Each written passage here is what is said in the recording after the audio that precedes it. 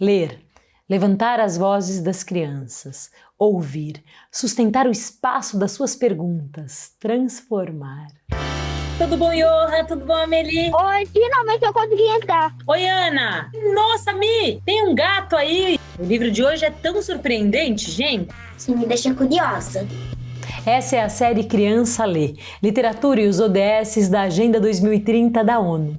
Esse é o episódio 10, que se chama A Cidade e a Floresta, e ele se baseia no livro Manaus, de Irina Freitas, publicado pela editora Barbatana, e traz o Objetivo de Desenvolvimento Sustentável número 11, Cidades e Comunidades Sustentáveis.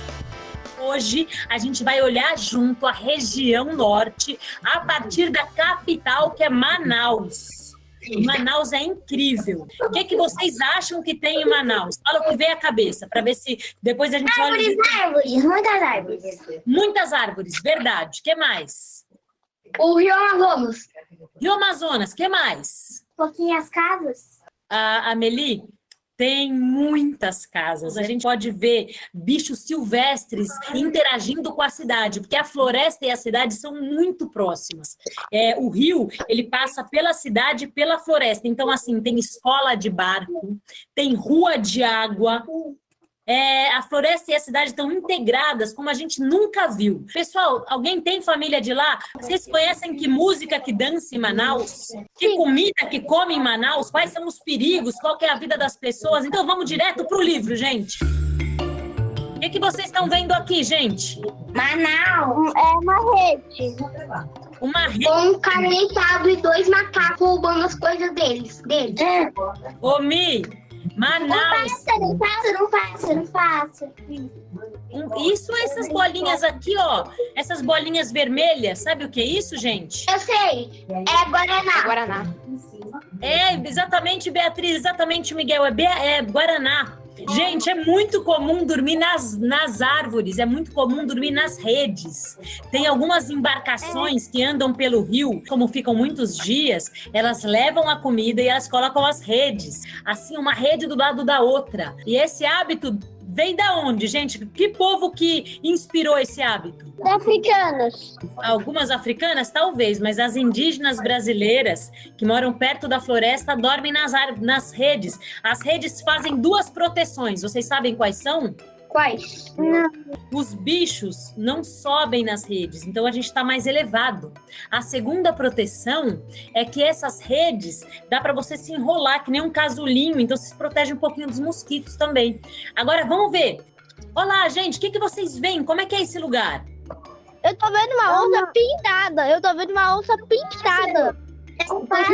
Deitado no galho. Tô vendo Guaraná, um carinha de cabelo branco. Tem um tucano. Tô vendo um carinha de cabelo branco olhando a onça. Tô vendo um tucano. Agora, peraí, gente, que eu tenho duas coisas para vocês observarem. Beatriz, você consegue ver o rio? Essa parte meio branca que tem um monte de... que é onde o sapo normalmente pula. Isso, claramente. Isso, Vitórias Régias. Você vê essas Vitórias Régias? E algumas casas estão perto desse rio. Você percebe? Sim. Elas meio que têm... acho que é madeira segurando para elas não ficarem lá. E tem umas escadas para poder subir. Exatamente. Essas madeiras funcionam que nem uns pés, assim, e a casa é construída em cima desses pés. Vocês sabem como é que chama essa construção, gente? Eu já estudei, mas não me lembro. São as casas de palafita. O nome são essas casas, não é? De palafita. E vejam só que eu falei da integração, ó. Tem onça, tem tucano, tudo isso está se relacionando com a cidade. Quando eu fui para o Belém do Pará, que é perto de Manaus, eu fiquei muito emocionada, gente. Eu até chorei, porque eu estava andando na cidade e, de repente, eu vi um monte de árvore densa, assim, uma florestona tropical no meio da cidade. Aquilo é uma das coisas mais bonitas que eu vi. Alguém me perguntou se eu moro lá. Eu não moro, mas a escritora desse livro mora, que é a Irina Freitas. E por isso que ela resolveu contar sobre Manaus para a gente. Agora, vamos ver o que a gente vê. Olha o taperebá. Olha o taperebá. Taperebá é uma comida típica de lá. Duas pessoas navegando no rio. Ô, Ana Clara, tá chovendo? Não. Por que será que ela tá de guarda-chuva se não tá chovendo? Talvez seja um guarda-sol. Deve ser por causa do sol. Ah, então, ó, uma pista, é um lugar muito calor lá e muito úmido, chove bastante. Viver em comunidade é estar com o outro, é escutar o outro, é ter empatia e acolher a cada um que está ao nosso redor. Eu tô vendo algumas pessoas comprando peixe lá no canto direito. Eu tô vendo um monte de melancia, uma pessoa vendendo taperebá. Isso que a Beatriz, que a Ana Clara falou, do senhor e da senhora dentro do barco, é que alguns lugares lá, a gente só tem acesso com rua de água. Não dá para ter acesso de outro jeito a não ser com barco. É uma rua que não anda carro, não anda bicicleta, não anda pedestre, só anda barco, uma rua, um acesso de água. Quem não falou ainda, Amelie? Eu tô vendo uma igreja e várias casas, uma moça com chapéu amarelo. Ó, gente, dá para ver que não é um lugar só de floresta, né? Dá para ver um monte de detalhes da cidade misturado com esses bichos silvestres, misturado com essa feira livre, com essa venda de melancia. Professora Kelly, o que você vê? Estou vendo aqui um cachorrinho falando quietinho, au, au, au, au, onomatopeia, né? E os carrinhos lá no fundo. Depois parece que é a prefeitura. Ah, essa coisa rosa? Prédio aí. Ah, esse prédio rosa, atenção, gente, para esse prédio rosa, estão vendo? Um prédio bonito, que tem umas 2 escadarias laterais. Para mim parece uma livraria. Será que é a prefeitura? Não sei. Vamos subir mais. Uma escola, quem sabe? Ó, gente, aqui é uma parte que tem uma festa. Aí tem gente dançando, tem gente comendo tacacá. Tacacá? Isso, tacacá é uma comida que é feita a partir de uma erva venenosa.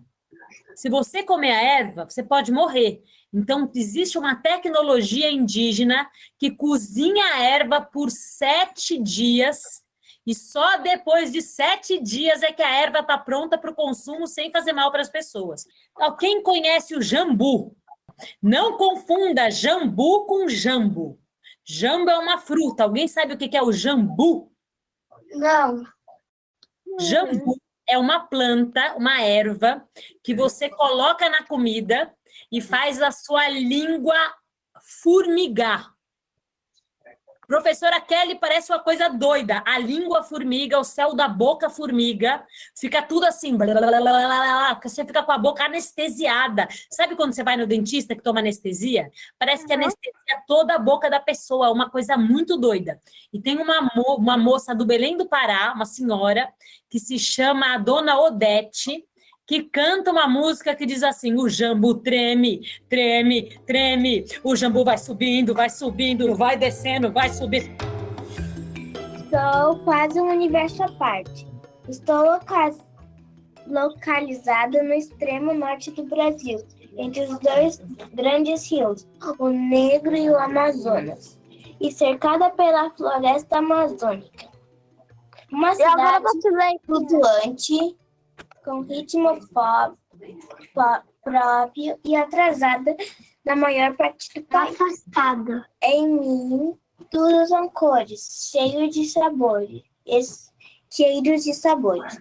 mas me deixe conhecer aos poucos, mesmo para alguém que nasceu ou vive aqui, ainda sempre é possível sentir o cheiro da chuva se formando no ar e as preocupações com seca parecem muito distantes. Lá, gente, posso contar uma coisa para vocês? Lá chove todo dia, sabia? Se eu quiser combinar com a Beatriz de fazer um encontro uma tarde qualquer, Beatriz, vamos lá em casa? Aí, sabe o que a Beatriz vai me perguntar? Kiara, você quer que eu vá antes ou depois da chuva? Você acredita, Beatriz? Porque chove todo dia. Tá um dia lindo, um dia de sol delicioso. Cai aquela chuva gostosa, refrescante de verão. E aí depois volta a ficar um dia lindo. Toda a minha vida foi na beira desse rio, no Rio Guamá. Então, Quando eu brincava ou queria passear, eu ia lá para perto da beira do rio. Quando eu queria namorar, eu também ia lá para perto da beira do rio. Quando eu queria estudar, eu ia para a beira do rio, em uma universidade chamada Universidade Federal do Pará. E quando eu estava já em outro território, sem o rio, eu senti falta dele. Eu senti falta de sentir aquele cheiro que vem antes da chuva. Eu senti falta da chuva que cai toda tarde lá na Amazônia. Ah, e você sabia que quando chove toda tarde, os indígenas falam que aquelas nuvens cheias de água lá no céu são como rios. Então a gente tem o rio aqui embaixo e também tem o rio lá em cima, que deságua em cima da gente, deságua em cima da nossa floresta. É uma das coisas, Amelie, mais lindas que eu já vi na vida, a chuva na floresta amazônica. É muito lindo mesmo.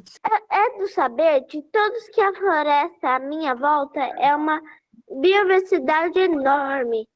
Uma floresta tropical, densa, formada por árvores de grande parte, que abriga milhares de espécies de plantas, incluindo a Vitória Régia, a flor símbolo da Amazônia. Com você, Miguel. Aqui a natureza e as pessoas se integram de maneira muito intensa. Às margens dos rios são vistos animais selvagens que, como por mágica, podem se combinar com engenhos do homem local. Como as palafitas, construções muito simples, acima do solo, geralmente feitas de madeiras, em que a casa é sustentada por estacas que evitam que as moradias sejam alagadas pelas águas dos rios. Exato, Mi, são aquelas casas com perninhas, assim, né, que a gente tinha visto na ilustração. Nestas mesmas águas também é possível observar-se observar o maior peixe de água doce do mundo, o pirarucu, ou ainda grandes mamíferos como o peixe-boi da Amazônia e o boto cor-de-rosa. O boto, aliás, também é um importante personagem do folclore local. Reza a lenda que ele se transforma num jovem belo e elegante nas noites de lua cheia. Uma vez eu vi um homem que trabalhava com o direito das crianças e dos adolescentes. E ele me falou, sabe, quem já ouviu falar da lenda do boto? Eu. Qual que é a lenda do boto? Quando que o boto aparece? O boto aparece com lua cheia. Antes de lua cheia. Pelo que eu sei, a lenda do boto, ela diz que em noite de lua cheia, ele vira um jovem que é muito belo e elegante. Muito belo e elegante. Aí ele atrai as mulheres pro mundo do mar. É tipo uma sereia, só que do sexo contrário. E também quando ele vira homem, ele esconde o buraco na cabeça que ele usa para respirar como boto com um chapéu. Ah, boa, o boto sempre tem aquele chapéu. Bem lembrado, Mi. Beatriz, o boto vem, aquele homem bonito com um chapéu para disfarçar o buraco de respirar de boto. E o que acontece? Na lenda, Sim, ele conhece uma bela dama e engravida ela. Depois ele volta para o mar. Certo. E me diz uma coisa, essa dama que ele conhece é uma menina jovem ou já é uma mulher mais vivida? Eu acho que está mais entre os dois. Ô, Beatriz, sabe o que o homem que trabalhava com o direito das crianças me contou? Que geralmente, em algumas comunidades, acontecem muitos abusos de meninas jovens, sabe? E muitos abusos de crianças. E as meninas são abusadas e acabam ficando grávidas. E aí, esses abusos acontecem dentro de casa, com pessoas da família ou de pessoas do círculo que a família frequenta. Esse homem abusa dessa menina, ela acaba grávida e o homem some.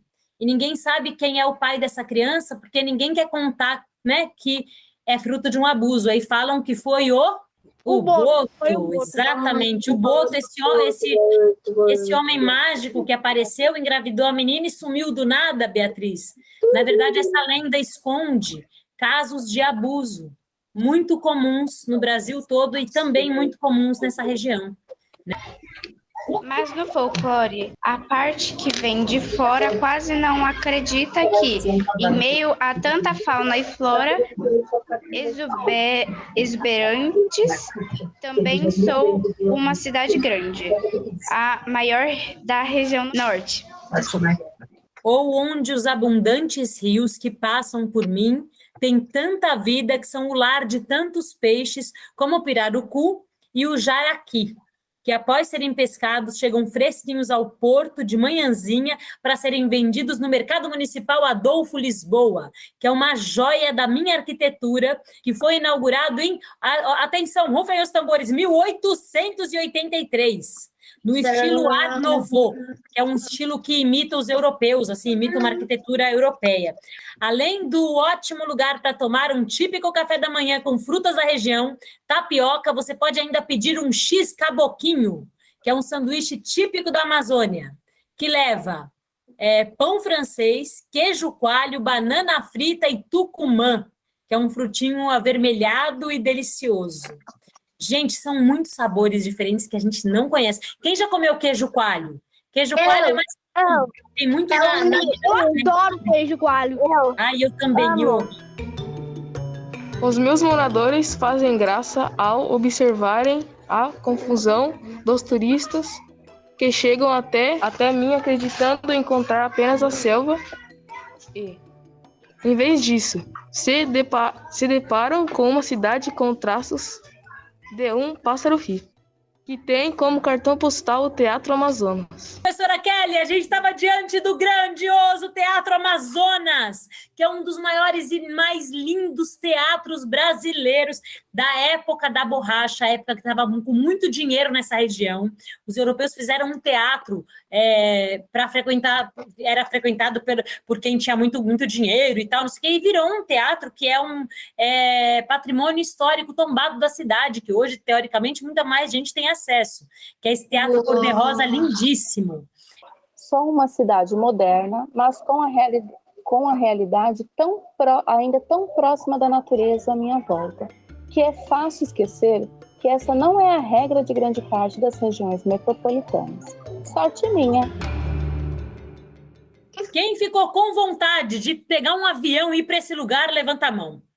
Para fazer o estudo do meio, professora Kelly, todos vocês e entrar nesse grande teatro que o Matheus leu e tomar um tacacá no final da tarde, ver a cidade que é misturada com a floresta, levanta o dedo. A gente acha que a tecnologia está ligada às fábricas, a tecnologia está ligada à indústria, está ligada às máquinas, mas existe uma coisa que é a tecnologia humana, que faz com que a gente consiga ter cidade e ter floresta preservada. E quando vocês forem adultos e forem avós... E também comer uma planta venenosa. Exatamente, Miguel. E cozinhar uma planta venenosa que demora 7 dias. E descobrir isso. Existem tecnologias humanas que podem salvar o planeta Terra. Quero ver o que vocês imaginam que a gente descobre quando conhece a vida dos povos da floresta. Eu acho que é muito legal, porque, você pode ter muitas coisas que são muito caras aqui e você pode ter simplesmente de graça. Totalmente. É uma vida mais sustentável no sentido de acesso às coisas. Tem toda a razão. Uma sabedoria que eu vi era a relação de menos medo com a floresta. As crianças pequenininhas, gente, nadavam, navegavam nos barcos, subiam nas árvores, comiam as frutas, porque conheciam as frutas. Aqui a gente tem medo, não tem? Lá a gente convive de uma maneira muito mais orgânica, muito mais tranquila com todos os bichos, assim, do que convive aqui. Mas convive porque quem nasceu lá convive desde pequeno. Então, tem um entendimento de onde é que tem cobra, qual é o horário que a cobra aparece, qual é o horário que não. E aí, né? Tem mais naturalidade com isso. Manaus é uma cidade que traz outras proporções. E sabe o que eu achei muito fofo esse livro? Porque ela fala de Manaus, que tem árvores gigantes, é uma cidade gigante, mas fala, gente, usando um livro pequenininho. Esse livro parece um segredo e ele é todo sanfonado. Abre aí o seu, Beatriz. Chegou a hora da nossa despedida, pessoal, porque já não é nada. Um beijo grande para vocês todos. Beijo, Tchau.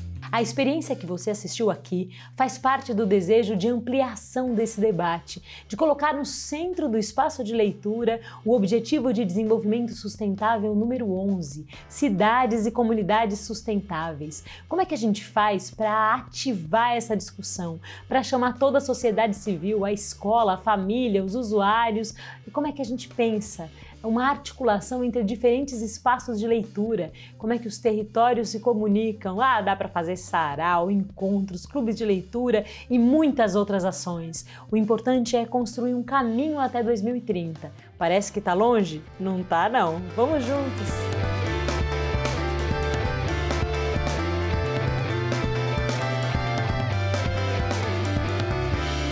Criança lê, E o mundo começa de novo. e nasce um novo porquê.